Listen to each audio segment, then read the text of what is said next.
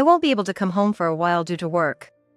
This was the lie Tom told me and started living together with his lover. Once I discovered this truth, memories of our miserable life together flooded back, fueling my anger and leading me to vow revenge on Tom. I will never forgive him. He threatened my life while happily living with another woman. Unforgivable. I'll show him what I'm capable of. I sought help from someone and planned my revenge. My name is Kelly Omar. I'm just a humble housewife, earning a little extra money through remote work. Tom and I have been married for 5 years now. We don't have any children, and we both dedicated our lives to our jobs. Tom, a salesman at a major machinery factory, recently got promoted to a manager. Even at 35, he brags about still being able to play around with younger women. I met him when he was just a worker in a small downtown factory. He seemed sincere and dedicated to his work, which impressed me.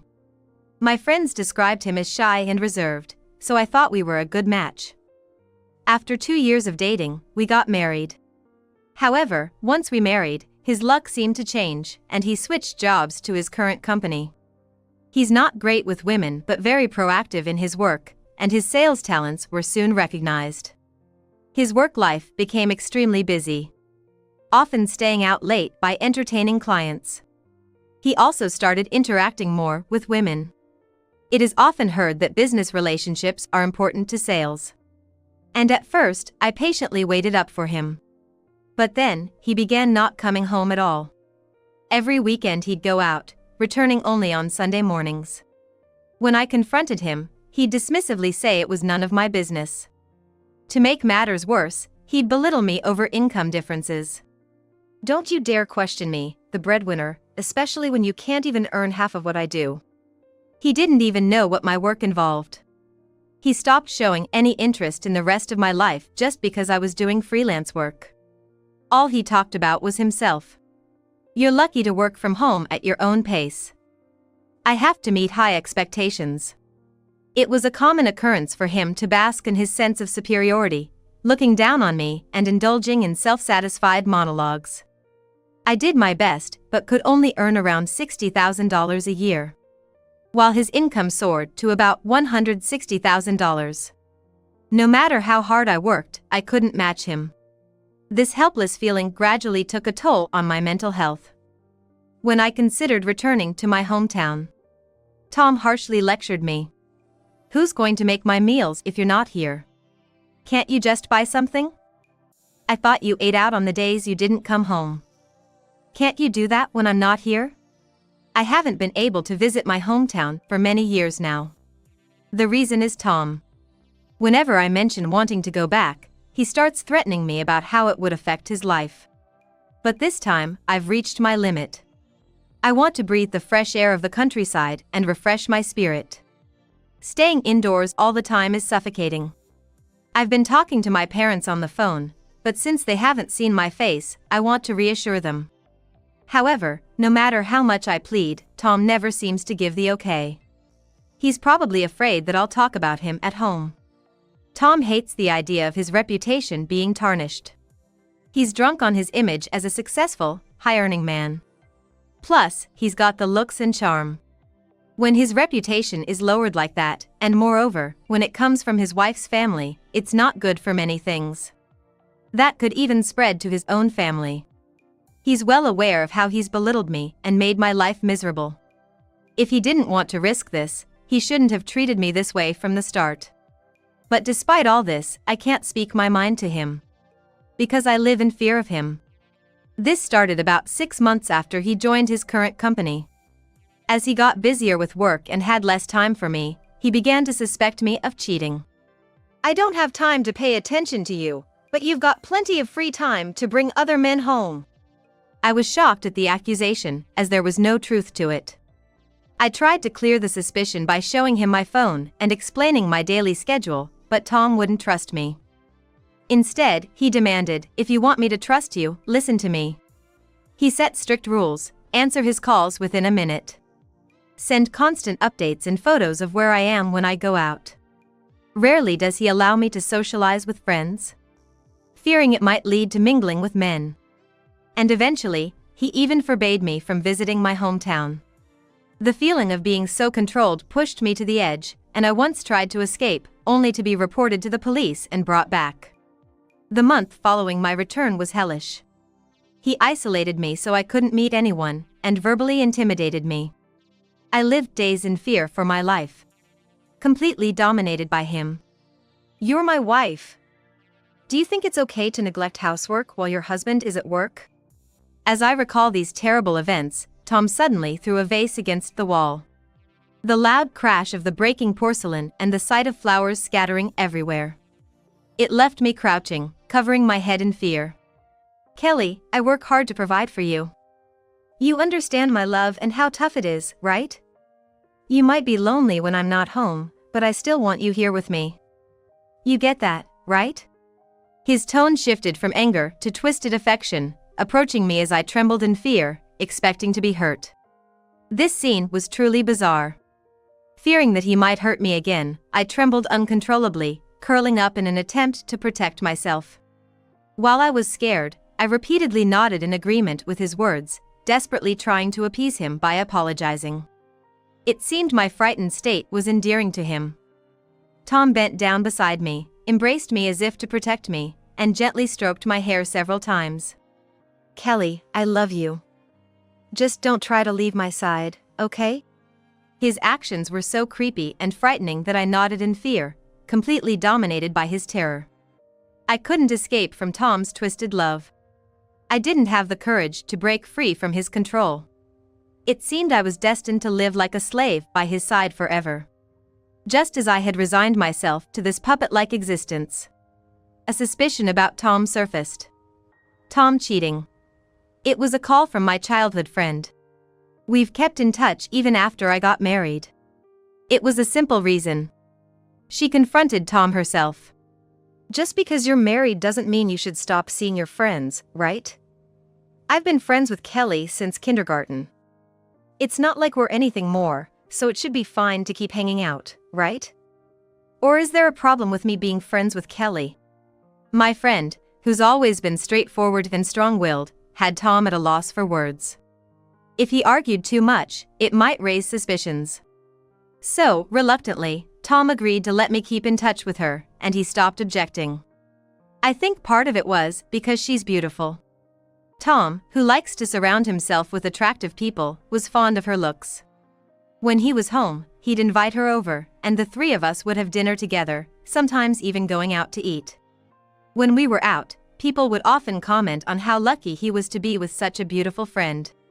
He probably felt a sense of superiority being seen with her.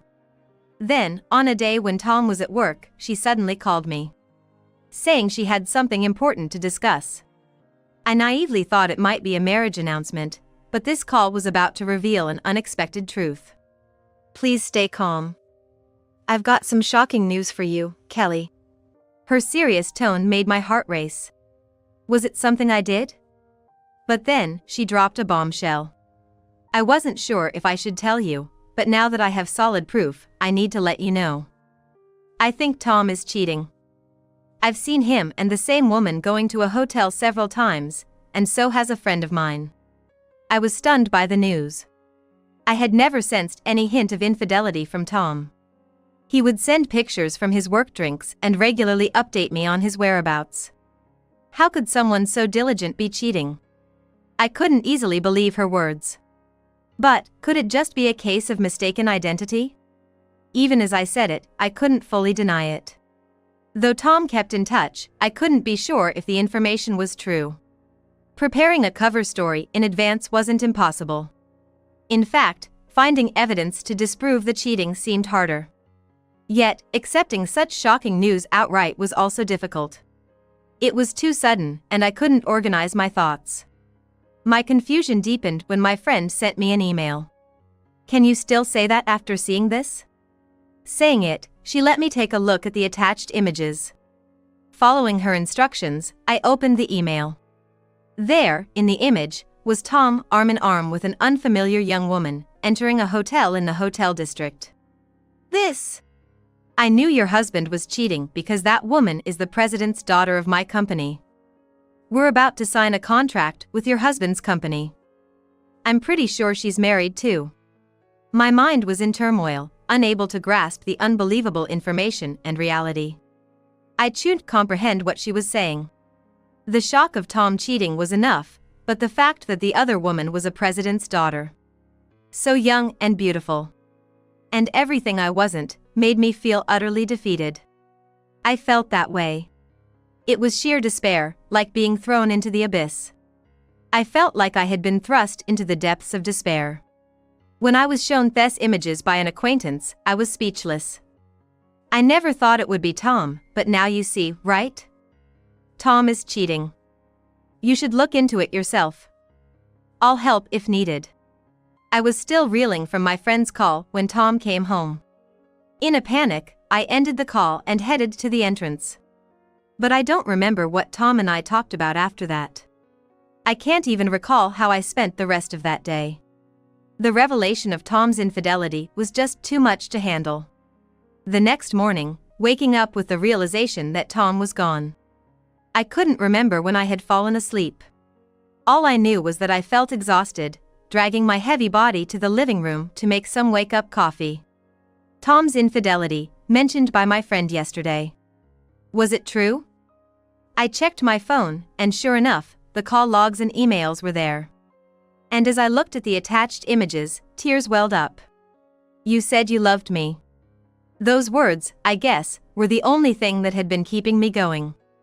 Just as I was about to be overwhelmed by hatred, the house's doorbell rang unexpectedly. Unannounced visitors, other than delivery people, were rare. My in-laws would only visit through Tom. And my parents were out of the question. There were no deliveries expected today, and I hadn't heard anything from Tom. Who could it be? With all sorts of thoughts racing through my mind, I cautiously approached the intercom. As I pressed the talk button, the image of a neatly dressed man in a long coat appeared. Yes? I wondered if he was some new kind of door-to-door salesman. But there was no sense of him trying to be charming. His face was stern, and his imposing looks even gave off an intimidating air. Who was he, and what did he want? Holding my anxiety close, I responded to the call, and the man, facing the camera, urged me to confirm. Are you Mrs. Omar? He introduced himself as Scott and showed me a photo through the camera. I need to talk to you about Mr. Omar. You'll probably understand without explanation once you see this. May I come in? The photo he showed was the same one of Tom and his mistress that my childhood friend had sent me. Shocked, I covered my mouth with both hands, trembling with anxiety and fear. Why did he have it? Was he planning to blackmail me for money? No, if that was the case, he'd likely approach Tom directly. So why inform me? We have no connection. Who is he really? As I stood there, unable to respond, lost in my thoughts, Scott seemed to understand. And looked at me through the camera, speaking in a reassuring tone. Don't worry, I'm on your side. I want to talk to you about your husband. At that moment, I had a feeling about who he might be. 9 times out of 10, that's what he is. I decided to trust him and let him in. I'm sorry for barging in like this, but I didn't know how else to meet you. I've heard from people that you live a life controlled by your husband. So I opened the front door and let him in. From his manner of speaking, I gathered he must be an acquaintance of my childhood friend who had leaked Tom's photo. Relieved that my guess was correct, I listened to his story. Let me introduce myself properly. He handed me his business card. The company name on it was that of a well-known national IT firm. And he was listed as the CEO. I immediately realized he was a significant figure. Actually, the woman your husband is having an affair with is my wife. He revealed, leaving me speechless. That photo was taken by a detective I hired. When I was investigating your husband, I found out about his connection to your friend and you. She and I have a business relationship and are also personally close. When we met recently to discuss work over dinner, she showed me the photo and told me about you. So, the acquaintance my friend had mentioned was Scott. I was too shaken by this unexpected connection to think clearly. Sensing my distress, Scott continued. I'm considering divorcing my wife. But just divorcing isn't enough. Today, your husband and my wife won't be coming home. She said she was staying with a friend, probably has plans with Tom.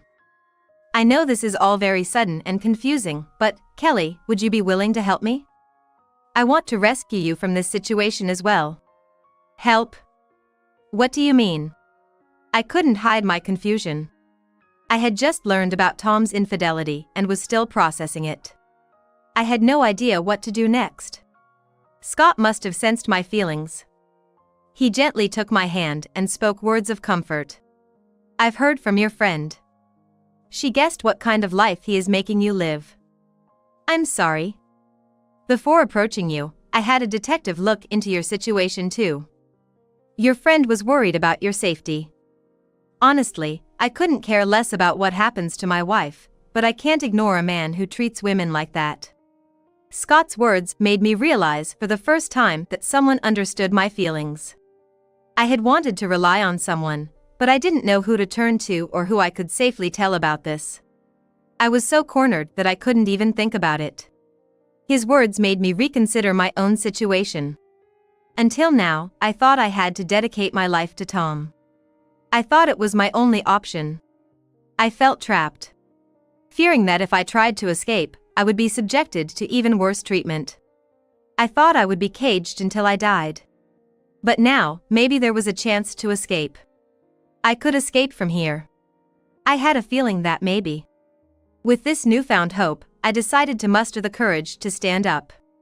Scott, please keep what I'm about to say confidential. I want to change myself. Seeing the resolve in my eyes, Scott quietly nodded in response. I then poured out everything about the suffering I had endured to Scott. He empathized with my pain, holding my hand and tearfully praising my endurance. Then, he talked about what comes next. We couldn't just let it end this way. Scott and I decided to plot revenge. Sometime after speaking with Scott, Tom told me about a solo assignment in New York, saying he wouldn't be back for 3 months. I won't be able to come home for a while because of work. Keep the house in order while I'm gone. I'll be visiting occasionally. Despite what he said, I knew he was not going on a solo assignment but planning to live with his mistress. However, I pretended not to know, playing the part of an understanding wife who took his words at face value and saw him off cheerfully. So it's finally happening. After Tom left for his assignment, my childhood friend and Scott came to visit me. They helped me pack my things, with Scott taking care of various procedures. Kelly, are you ready for this? Scott asked me once we had finished packing. In my heart, I had already made up my mind. There wasn't the slightest chance of my resolve wavering. I nodded firmly to show my determination. Of course. I have no doubts anymore. Hearing this, Scott smiled, understanding my feelings, and my friend hugged me gently. You can always rely on me. I'm on your side. Thank you. So, I left the house to take revenge on Tom and his mistress. I'm sure those two are still blissfully unaware of anything. Tom must think I'm incapable of taking any action. If I say anything, he'll just use his power to control me. That's probably what he's thinking. But I won't let that happen anymore. I'm not his puppet. I'll return all the resentment and hatred I've suffered 100-fold. I will live my life on my terms. With these thoughts, I left that house. About a month after leaving, Tom called me. He was probably trying to check up on me. It's surprising he bothered to contact me after a month of not caring. While sighing at Tom's audacious behavior, I ignored his call and informed Scott. Fortunately, at this time, the mistress wouldn't be home yet. I called Scott over and told him it was time to put our plan into action. My phone kept ringing with calls from Tom as I waited for Scott. I had never ignored his calls before. So Tom must have been panicking inside. His frustration was evident, as calls came in every minute, non-stop. Annoyed by the constant ringing, I put my phone on silent, let Scott in, and then we just waited for the mistress to return. When she did, I answered Tom's call on speaker mode. Hello? Hello? What do you mean, hello? Are you kidding me? What's the point of having a phone if you don't answer it, huh? Tom was clearly furious, raising his voice despite his mistress being nearby. I felt so annoyed by his loudness that I instinctively turned down the volume. Can't help it. I was busy and couldn't answer. Lying has become so easy for me now. Usually, I would apologize immediately, but this time, I showed a bold attitude, which probably made Tom even angrier. His words became more aggressive, and his anger was palpable. Do you even realize who you're talking so arrogantly to? I'm well aware. Who do you think you are? Some kind of god? As I provoked him, Scott struggled to contain his laughter. It was as if he was saying, "Keep going." I shared a mischievous smile with Scott and gave him a thumbs up. Don't get too cocky. I'm coming home now, so you better be there waiting. Tom's anger seemed to reach its limit. He was about to head home. But I stopped him. There's no need for that. What? Go look at the front door. Huh? Tom looks like he doesn't know what's going on. I just said that and then ended the call. Tom, clearly confused, did as told and opened the front door. The sight that greeted him left him speechless. See? No need for you to come back. Why are you here? Tom was astonished as I appeared from the room next door. Of course, Scott was right behind me. The mistress, noticing Tom's dumbstruck expression, also showed up. What's going on, Tom, Scott? Thanks for the clear evidence, I said with a full smile, having successfully captured a photo of the two of them emerging from the same house. Tom and his mistress, unable to grasp the situation, were lost for words. I continued to confront them. Too bad for you. Enjoying your cohabitation with your mistress? Seems like you've been getting along well every day and night. It's sickening to hear. How could you be like animals every single day? I felt disgusted just thinking about it, even food tasted bad. I taunted them with a mocking smile. Tom, triggered by my provocation, reached for me. But Scott pointed the camera at him, freezing his movement. Tom, though furious, realized the disadvantage of the situation.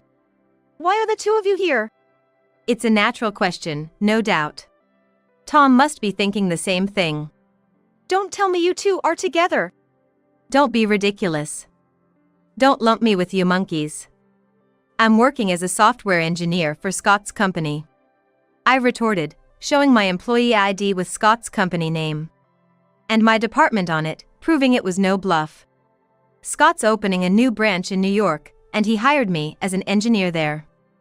I used to work for myself, so my skills were taken into account. Tom, who never showed any interest in my work. He was unaware I had acquired engineering skills. He was visibly shocked to find out I had a job that paid more than his.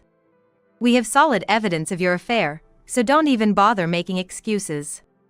It's not an affair, it's an exaggeration. Yeah, we were just interacting closely. Did you hear our earlier conversation? They tried to defend themselves. As they desperately tried to escape the situation, I played the recordings of their lovemaking, loud enough to fill the hallway. I've got evidence, remember? Their own voices, calling out each other's names in passion, filled the space, causing discomfort to everyone listening. The two, embarrassed and frantic by their affair being exposed, begged me to stop playing the audio. Other residents passing through the hallway glanced over, curious about the commotion. Stop! Yes! We were living together. I've admitted it, so please stop. Seeing their pathetic state gave me a sense of satisfaction. And a wicked smile crossed my lips. Now you can't talk your way out of this. What do you want from us? What are you planning to do with us? Tom asked, still trying to be defiant despite being in a disadvantageous position. His stupidity left me speechless. I'm going to claim a proper compensation from both of you. And from you, Tom, I'll include the compensation for everything you've put me through. I declared, showing them the secretly filmed footage. It captured all the abuse Tom had inflicted on me, some too painful to watch. The mistress, unaware of this side of Tom. She turned pale, while Scott frowned at the disturbing images. Tom, not expecting such evidence to exist. He was speechless, his mouth opening and closing like a fish. I made sure to record it in case I ever had to do something like this with you someday. I believed that you loved me, no matter how badly you hurt me. I thought I was the best, and I persevered through it all. But somewhere along the way, I also understood that I was only desperately clinging to you. I was so scared of you that I didn't have the courage to stand up, but Scott opened up my eyes. Tom backs away as if frightened as I glare at him as if to express my strong will, perhaps unable to hide my surprise that for the first time I, who had been at my own beck and call, am being so forceful and defiant. Don't think you two will get away with this. I'll be claiming everything that's owed to me. They both hung their heads, resigned, saying nothing more. Thus, my battle with Tom came to an end. Afterwards, Scott divorced his wife. She begged for forgiveness repeatedly, but he was unyielding. He had a lawyer demand a proper compensation. I, too, sought the help of a competent lawyer introduced by Scott, claiming compensation from Tom for all the emotional abuse, including the affair. Of course, I also claimed damages from Scott's wife, and Scott pursued Tom for compensation as well. The two of them, burdened with more than double the compensation, were rumored to be living a hellish life. Tom got fired from his company for getting involved with the president's daughter. And she was disowned by her family. Finally, I got free. I continued working for Scott, with his kind staff looking after me in this new city. Thanks to the supportive environment, my skills rapidly improved, and I am now thriving as a department head. After all that had happened, I felt hopeless about life, but if I didn't give up, something good would surely come out of it. I promised myself that I would continue to look forward and keep pushing forward.